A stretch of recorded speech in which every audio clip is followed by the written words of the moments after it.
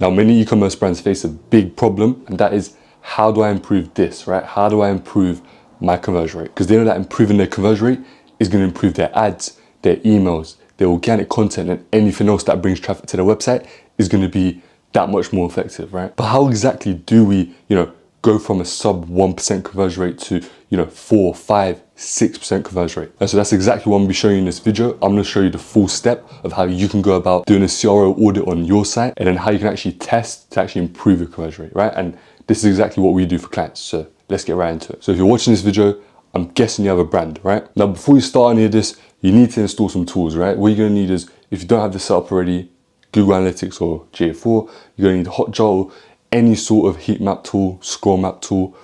You're going to need some sort of survey tool. Now, you can have ecommerce, or Hotjar actually provides surveys as well, so you can use Hotjar. And you're going to need some sort of testing tool, so something like VWO or convert.com. Now, what exactly are you going to use these for, right? So Google Analytics, of course, this is going to all come out after you install it. So you're going to need to check, the funnel, right? And see where people are dropping off, right? We're going to get into this later, but in Google Analytics, you're going to be able to see your entire funnel and at what points people are dropping off, right? And next, of course, with the heat maps, scroll maps, video recordings, right? So there's going to be something like Hotjar. You can use Microsoft Clarity as well, but it's going to allow you to see where people are clicking, right? It's going to allow you to see how far people are scrolling. And it's also going to allow you to take a look at video recordings, right? So you're going to be able to quite literally, I know a lot of people don't know about this, but you're going to be able to quite literally watch how customers, go about your website, right? You're going to be able to see what they click, right? You can literally watch a screen recording of them. You can even see it live, right? Which is another feature, but get a few screen recordings, a ton, get you or someone else to go through those screen recordings, and you can go ahead and see a few issues just from the screen recordings, or based off where people are clicking. You might be like, a lot of people click here, right? Maybe I can put important stuff there, or see where people are scrolling to, so you can actually put important information above that point, right? But we're going to get into that later. Now, thirdly, obviously, there was a survey app, right? You can use ecommerce, as I said, or you can use Hotjar. This one's ecommerce, as you can see, after the person has checked out or they've completed their purchase. Ask them a question. Now, you can, gauge a lot from this, right? You can ask your customers anything you want, right? And that can help improve your conversion rate. Another thing that I highly recommend is literally just a pop-up that comes up. Now, it looks better on mobile, but a pop-up that comes up right before, before exit intent, and it asks them, what is getting in the way of you buying, right? Or something along those lines. Now, an issue that people will have is, of course, you want to optimize for mobile, right? So then you don't actually have exit intent. That only works on PC or desktop, right? Because it knows when you're about to click off, right? If you go to a tab area, but then you can't get that for mobile. So what we do is go to your Hotjar, right? Or your Google Analytics, and see on average how long people spend in your store.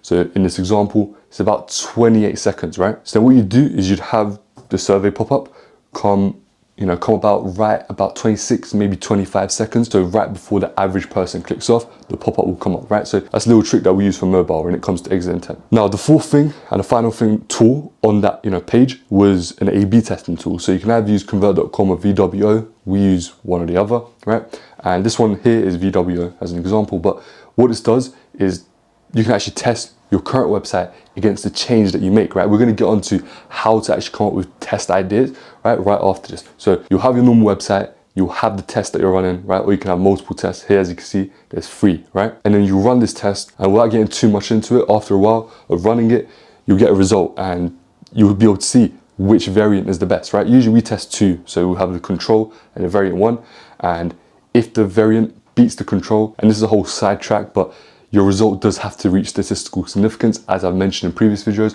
Otherwise, it's not really a result. So you can just go ahead and search up A/B test calculator and see if your result has actually reached statistical significance.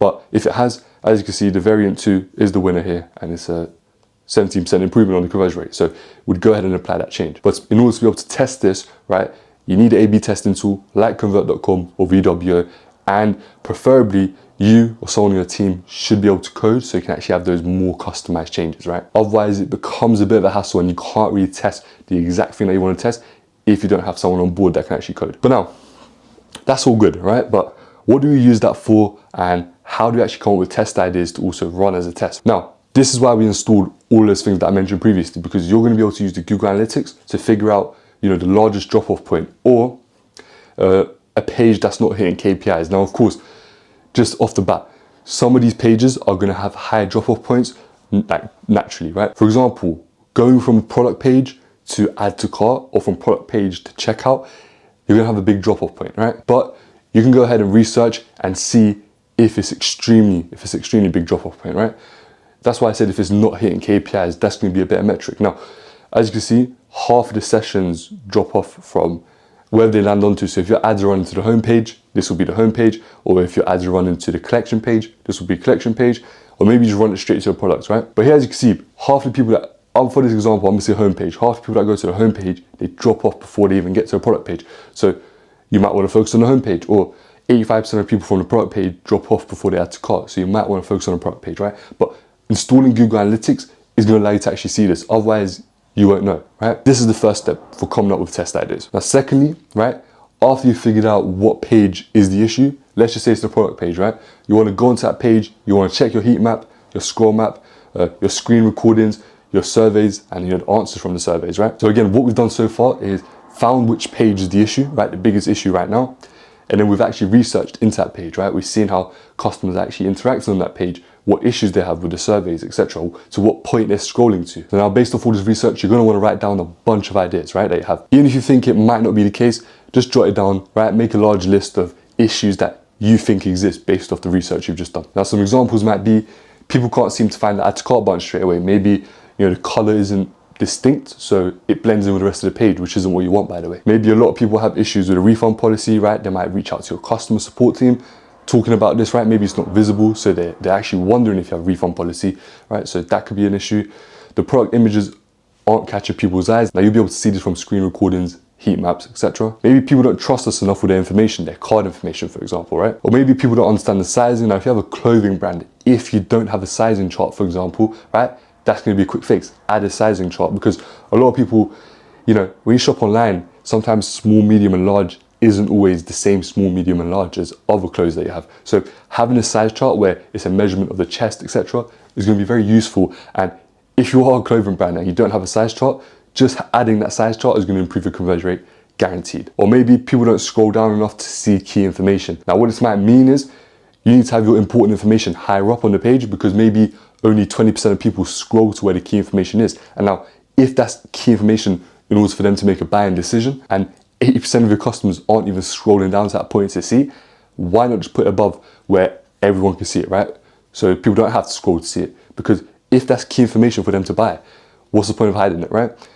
Now, that's just a few ideas. Of course, the list can go on and on, right? And I can't see your brand, right? So after doing this, you're going to be able to come up with a ton of stuff that, you can see, issues that you can see on your brand or your website, and be able to get a step closer to actually be able to fix it. Now, based off this, right, based off your list, you're going to want to come up with a few hypotheses to test around. So an example we're going to use here is, if we change the copy to fit our target customers' lingo, right? So if it uses the words that they use, it speaks how they speak. So maybe the description, right? It actually uses words that your target customer uses. Our conversion rate will increase as customers prefer to feel like we're directly speaking to them, right? Now, what you want to do is, based off that hypothesis, you want to actually A/B test the change. So an example change based off that hypothesis I just gave is, you might change the copy of the product description, right? That way, the product description actually speaks to your target customer, right? Based off our hypothesis, that's the issue that we think we have. And now, here's why you need a hypothesis, right? And here's why we use it. So if the test is a winner, so if changing the language of your copy and the description works, you can now start running more tests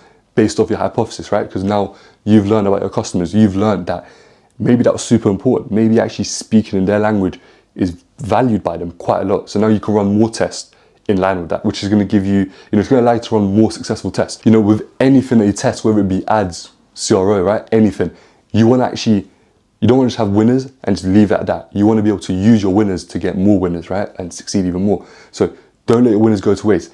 Have a hypothesis, learn about your customers, and run more A/B tests to improve your conversion rate even more, even faster. And yeah, now that's really how simple it is. All you have to do after that is just repeat that whole process, right? Or at least test more, right? So based off your winner, you might be like, oh, okay, what if I now change the copy of this part? Or what if maybe the product images, says text that, they can relate to or something, right? Whatever.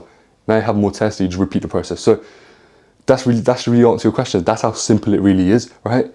Now you should know how to actually improve your conversion rate. It shouldn't be this big thing that you've been putting in the back of your mind, being like, okay, I'll sort my conversion rate, I'll sort it out, and you never do, because it seems like it's so complex, right? That's really how simple it is. And within no time, you can improve your conversion rate, right? Now, of course, this isn't guaranteed here. You're You know, not everyone's gonna be able to go from sub 1% to 5-6%, but you can get a higher conversion rate than you currently have. I can guarantee you that. That really is all there is to it. Now I actually went ahead and filmed an entire video of how brands can scale from 0 to 1 million in 2025, right? So whether you're a brand that's just starting out or you already have a brand and you're trying to scale, make sure to go check it out. But that's it for this video, and I'll catch you guys next time.